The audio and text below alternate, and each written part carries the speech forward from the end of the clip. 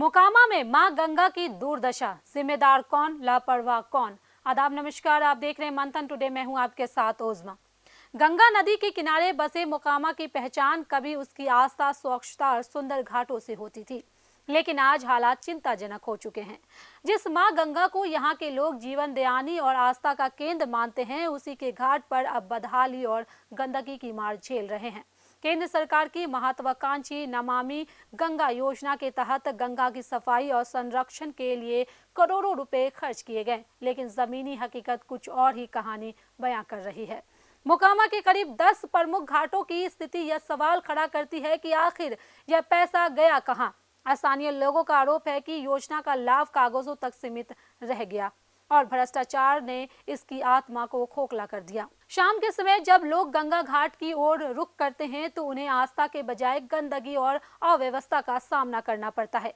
घाटों पर फैला कचरा, टूटी सीढ़ियां और बदहाल व्यवस्था साफ तौर पर प्रशासनिक लापरवाही की गवाही देती है।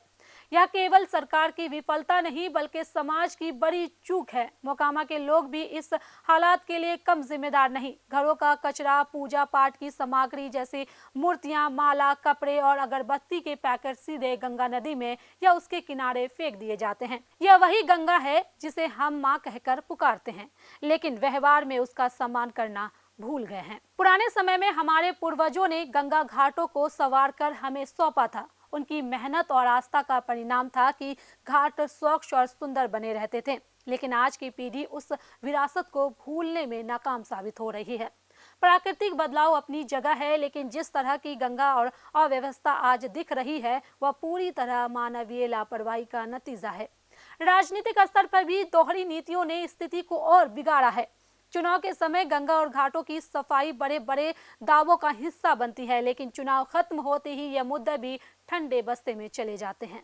नतीजा यह है कि मोकामा वासी अपनी सबसे बड़ी धरोहर को धीरे धीरे खोते जा रहे हैं। यह भी एक कड़वा सच है कि जिन इलाकों में गंगा नहीं है वहां के लोग इस नदी के दर्शन के लिए तरसते हैं। वहीं मोकामा के लोगों को यह सौभाग्य मिलता है कि गंगा उनके घर के पास बहती है, लेकिन हम उसकी कदर करना भूल गए हैं। हर चीज की कीमत लगाई जा सकती है, लेकिन माँ गंगा का कोई मोल नहीं, वह अनमोल है।